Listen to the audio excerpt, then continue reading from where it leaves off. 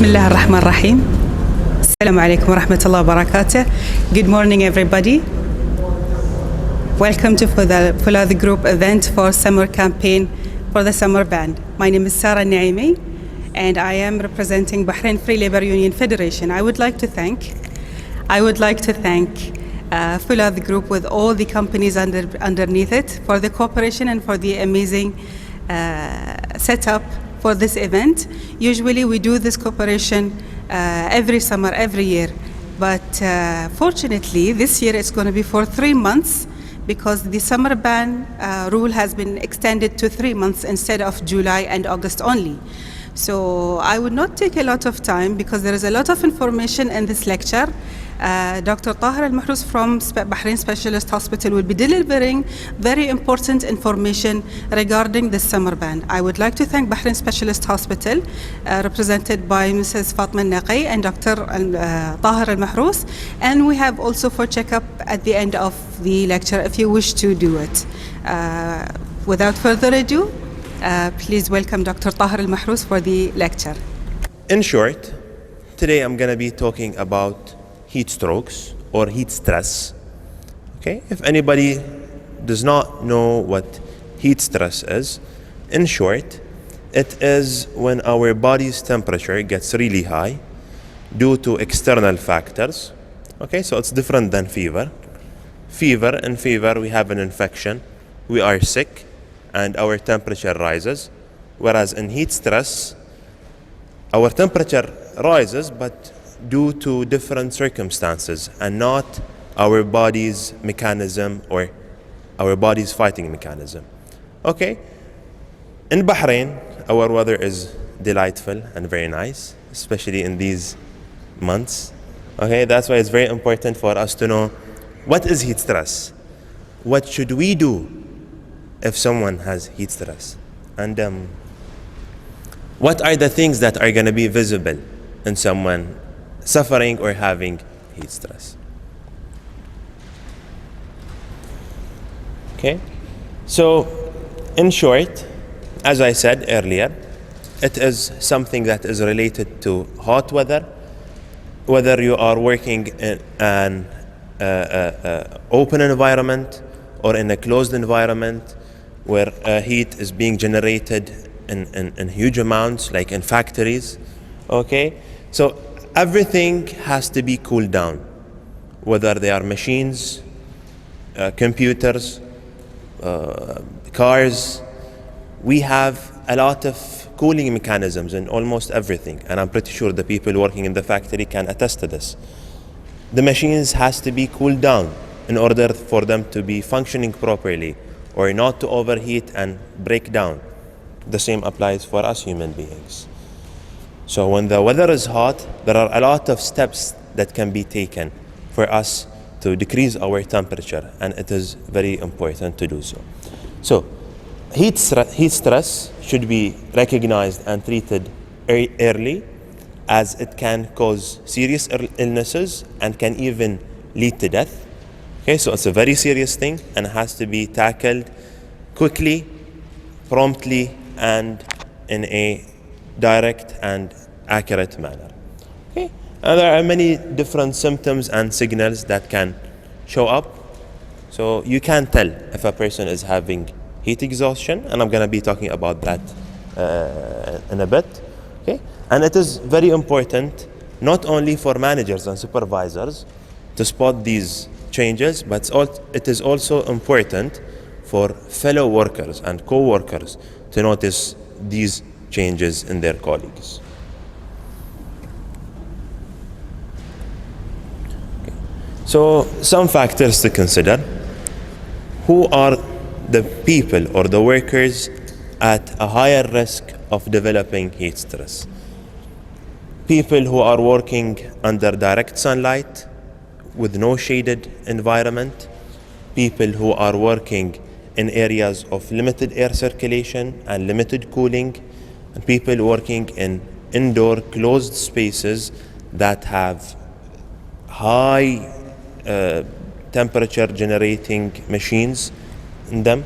And one more category or demographic of people who are more susceptible to heat stress, people who are doing severe or heavy, strenuous physical activity, and people who are wearing heavy personal protective equipment, like the overalls you are wearing. Like, they can be really difficult to wear, especially in hot weather. So, what are the signs or what are the stages of heat stress? We have different stages. Things can start with heat rash, okay? It then can develop to heat cramps and heat syncope. Further, it can lead to heat exhaustion, and finally, it can lead to the most serious thing we have here, which is heat stroke. Now, what are these things? What are these terms? What do they mean?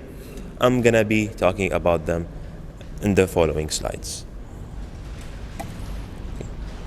So, heat rash أو الطفح الحراري.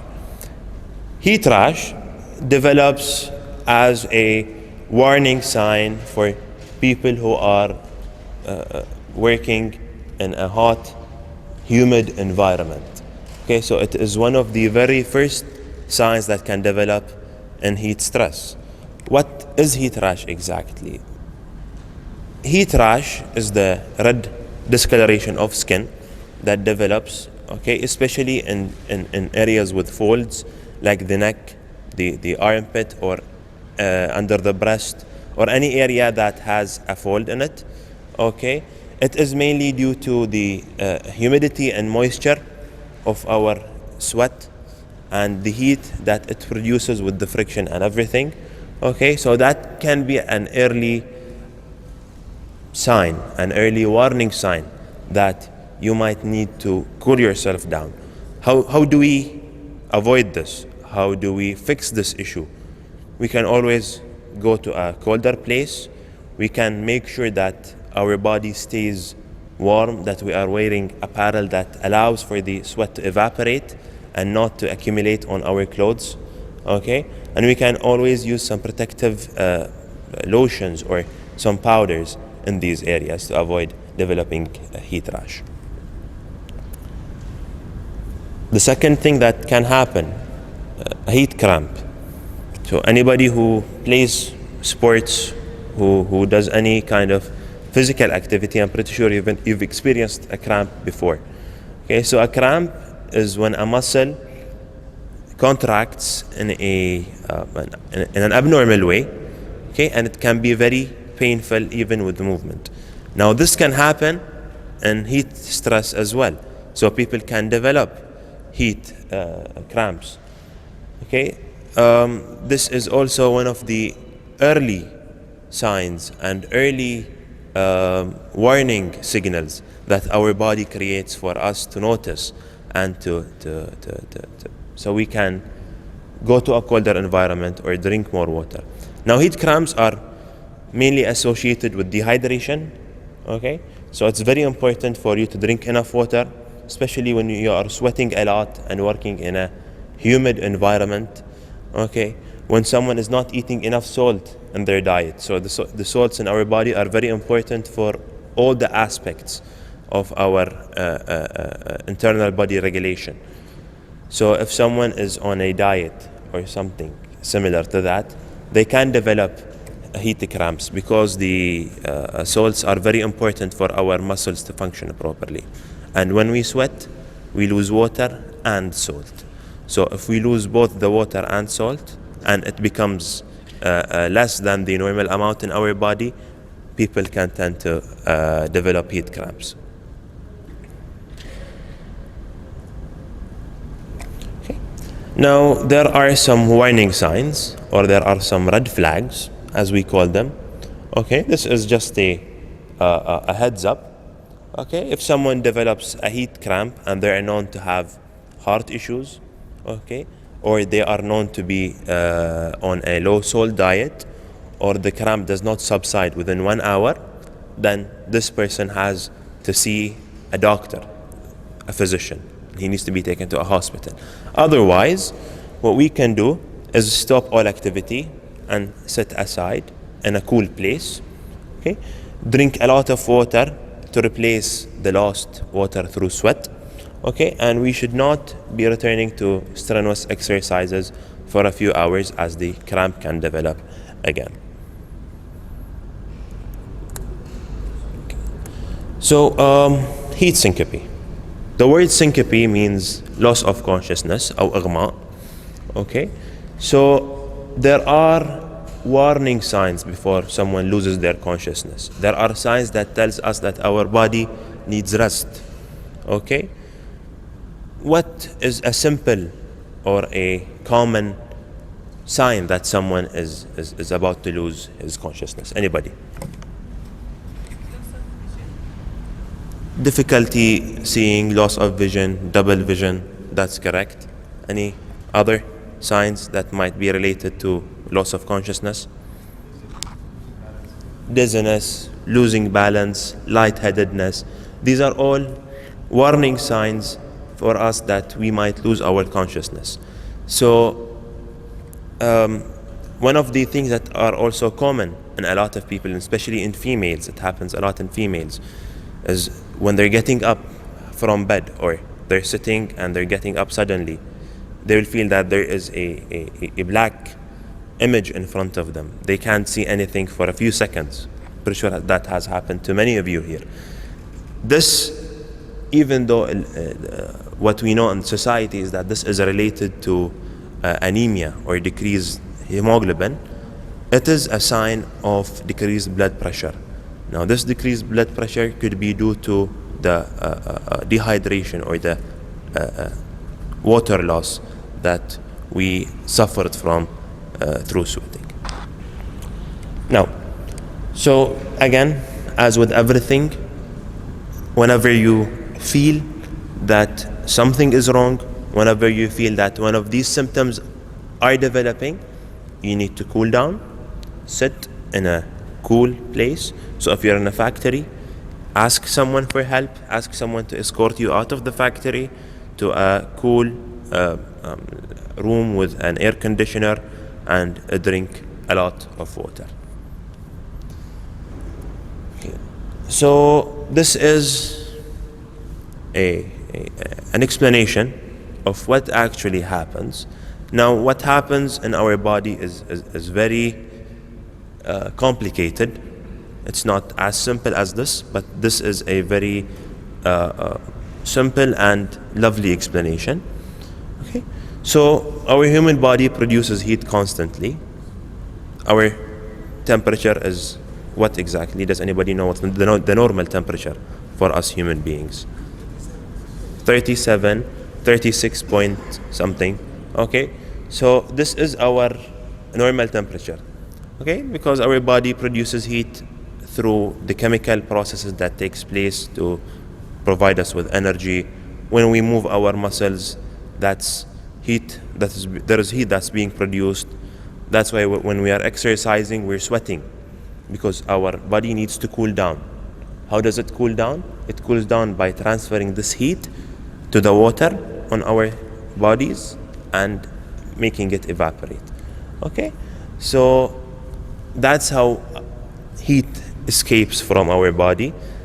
This is all to maintain a temperature of 36 degrees Celsius to 37 degrees Celsius, as you just said. Okay, so when the body is active, such as during exercise, a lot of heat is produced by the muscles and our body temperature rises. And if a certain threshold is targeted or hit in our body, or let me rephrase that, there is a certain point where our body can compensate this heat, this heating up to a certain level. Our body can compensate to a certain point, but there comes a point where we lose a lot of water because of dehydration and sweating. Our body is unable to keep up with the heat that is being produced by our body and by the environment. Okay, and that's when our body temperature rises a lot. Okay, something happens as the blood vessels or as we call them العروق, or the pipes that hold the blood in our body, they dilate, they become bigger to allow heat to leave our body. Because the closer it is to the skin, the closer the blood is to our skin, the more heat we let out of our body. That's why we turn red. We feel that our skin is flushed, it's hot, and it is wet. That's how our body deals with the heat that we produce during physical activity. Okay, so there comes a point when all the blood in our body is in our skin. So if all the blood in our body is in our skin, on the surface, there is nothing to supply our internal organs and our brain. That's why we feel lightheaded, because most of the blood is going to our skin to let the heat out. So not enough blood reaches our brain. How does the body fight this? Is by letting us lose consciousness, so we become straight with the ground. Okay, so it's very important, if someone loses consciousness, don't try to hold them up. This is their body trying to get blood to their brain. So you lie them on a safe surface in a cool environment. Okay, so you don't just leave them there in the factory in the heat. You're not fixing anything.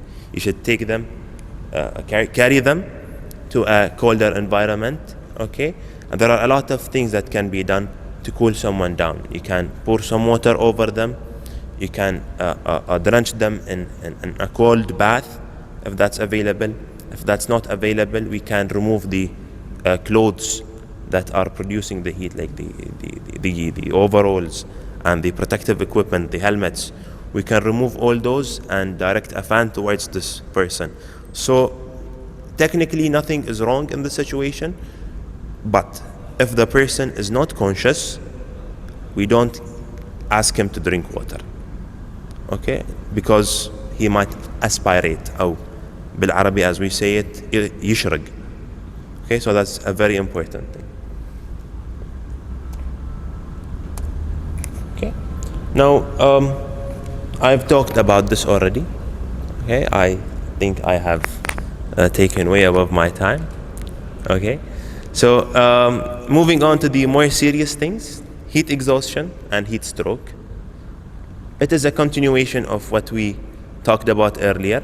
Okay, these are just the more severe implementations, or the more severe forms of heat stress.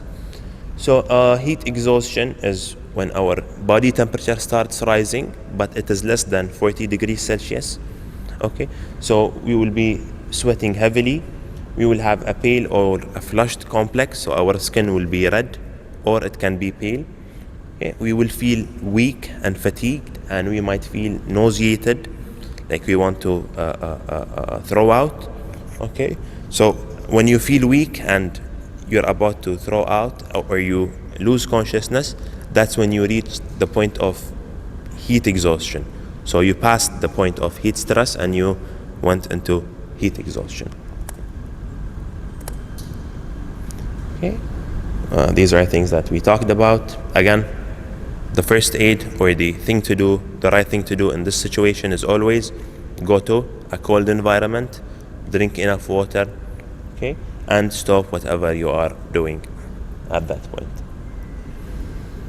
Now, I'm going to be talking about heat stroke more than heat exhaustion, because it is something that I haven't talked about really. Okay, I mentioned that our body can fail at one point, like the mechanisms of our body have a limit of compensation. So when we pass that limit, our body fails to compensate and it declines rapidly. So everything in our body declines. Our kidneys shut down, our brain starts to malfunction, some short wiring starts to occur in our brain, so you can notice that the person is confused. Like he doesn't know where he is. He starts saying some gibberish stuff. Okay, that's when you know that this is very serious. So when this could be other things as well, not just heat stroke. So if someone starts acting in a weird way, that could be an actual stroke. Okay, so you have to keep all those things in mind. And whenever you start seeing someone acting in a weird inappropriate way, then it is very important for us to contact medical services and take this patient to an emergency room immediately. Okay, so that's heat stroke happens when our body fails to compensate, when our body fails to cool itself down. Okay, so everything spirals out of control. We start urinating less because our body is very dehydrated. It wants to keep the water inside. Okay, so urine is also one of the important things that we have to look at. Okay, our mind starts to shut down. People tend to be confused. They don't know what's going on. They don't know who they are or where they are. Okay, and yeah, usually this leads to, again, syncope and loss of consciousness. Okay, so how do we avoid heat stress? I know I have said this a lot. You're probably bored of me saying this now, but again, I am gonna repeat it. It's very important, just so it sticks. يعني التكرار يعلم الشطار. Working in a hot environment is always gonna cause heat stress. So when you feel tired, go to a cold place, drink a lot of water. Coolers and proper hydrating or hydration stations should be available in factories in a safe area, of course. Okay, if that is not provided by the company, the person must carry a water jug with him, even though it might be a hassle. Like he's working in a factory, he's carrying heavy stuff, or he's dealing with equipment that might like react with water, but he has to keep a water bottle with him, or at least in his side, so whenever he feels weak or tired, he goes and drinks water. Okay, and yeah, one more thing is that it is important to eat salt. So those who are suffering from high blood pressure, who are avoiding salts in general, okay, they should pay attention to their diet whenever they are working in a hot environment, and they should be eating more salt in their diet. Now, this is just a demonstration or a chart for the urine color. By the way, this is an actual thing that we do as physicians. So for sick patients who are having kidney issues, we focus a lot on their urine. Okay, or on sick patients who are admitted in the ICU, we focus on their urine because that is a very good indicative of how the person, or it's an indicating thing that indicates how good the person is doing.